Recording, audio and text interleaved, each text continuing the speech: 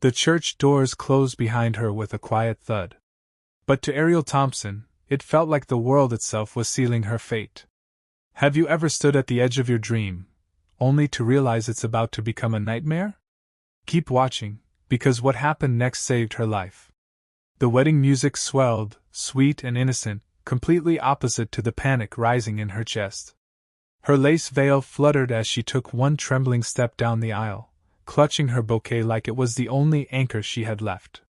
She had dreamed of this moment since childhood, walking toward a man she believed she loved, toward a life she imagined would be beautiful. But the moment her eyes met Daniel's, the groom waiting at the altar with a smile too perfect, something deep inside Ariel whispered that she was walking towards something else entirely. Something cold. Something wrong. She didn't want to believe it. Not until a heavy, leather-gloved hand suddenly touched her arm. And a man in a biker vest leaned in close, his voice low, rough, and urgent as he whispered, "You're in danger. Pretend I'm your dad.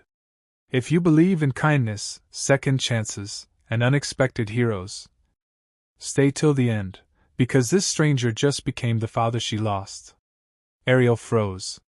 In that split second, the church disappeared. The flowers faded. The music died. And all she felt was her pulse thundering in her ears. The man beside her was someone she had never seen before.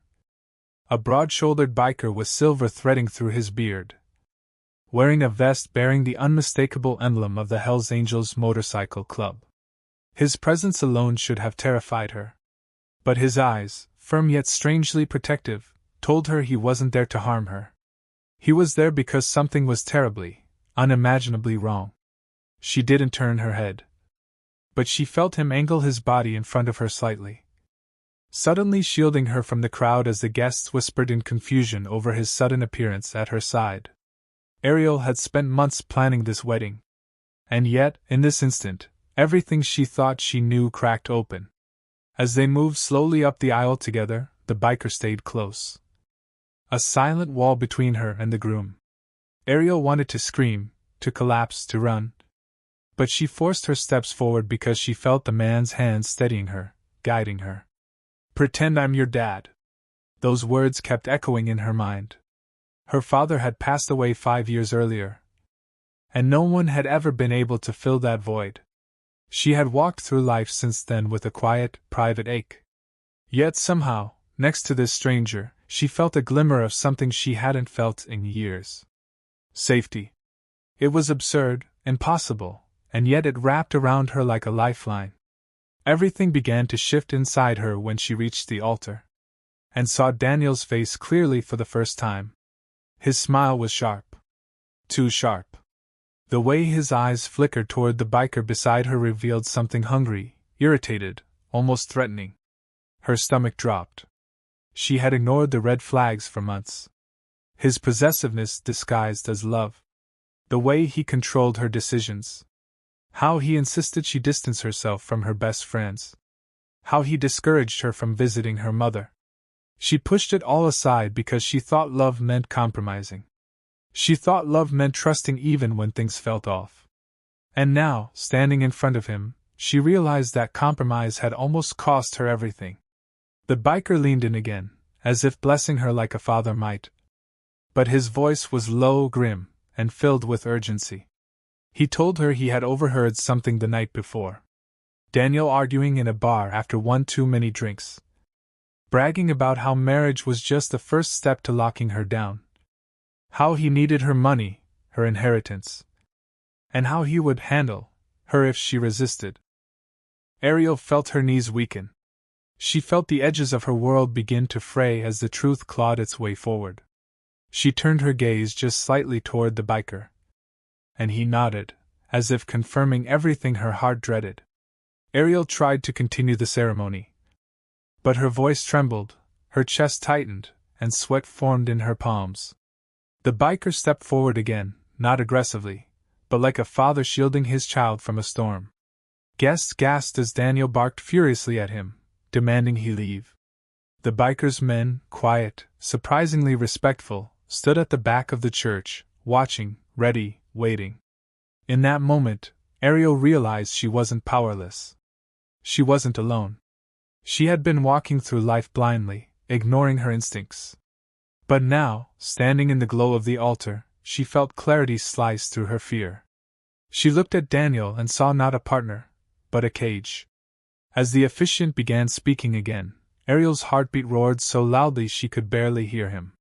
The biker leaned in once more, his whisper steady. "You're not marrying him today! I won't let him hurt you."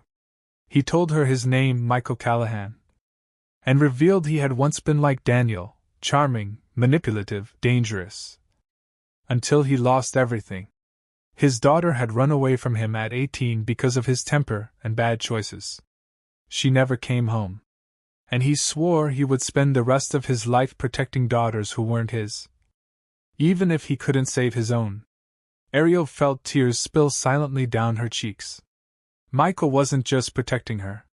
He was trying to save a piece of the daughter he lost. The tension exploded when Daniel lunged forward, grabbing Ariel's arm with a force no loving partner would ever use. The church gasped. The bridesmaids flinched. The guests stood up in shock.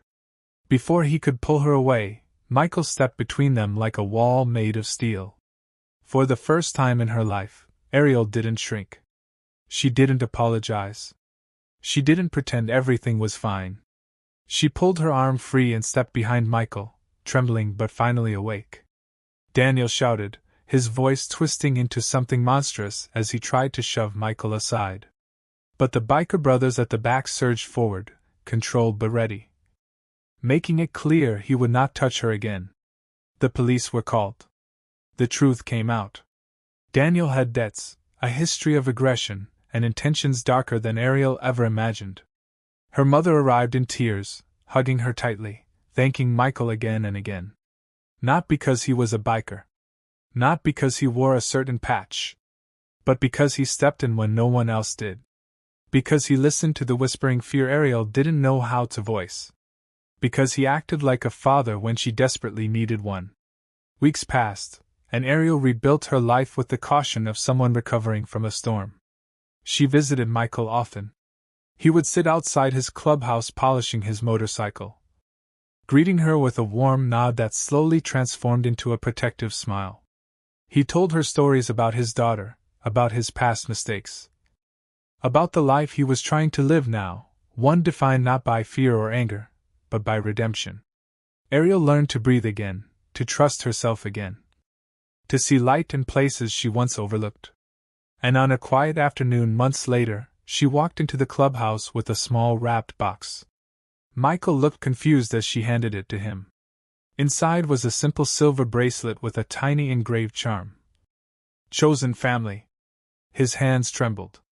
Not because he felt strong, but because for the first time in years, he allowed himself to feel forgiven. If this story touched your heart, please like, comment, share, and subscribe. Your support helps these powerful, true-to-life stories reach more people who might need them. Please comment below. Have you ever met someone who protected you when you least expected it? Ariel later walked away from that chapter of her life with her head held high, carrying not trauma, but strength. She learned that sometimes the heroes we fear become the ones who save us. And sometimes the family we need is found in the most unexpected places. And as she walked out into the sunset that evening, she whispered a quiet thank you. To the father she lost. And to the one who stepped in when she needed him most.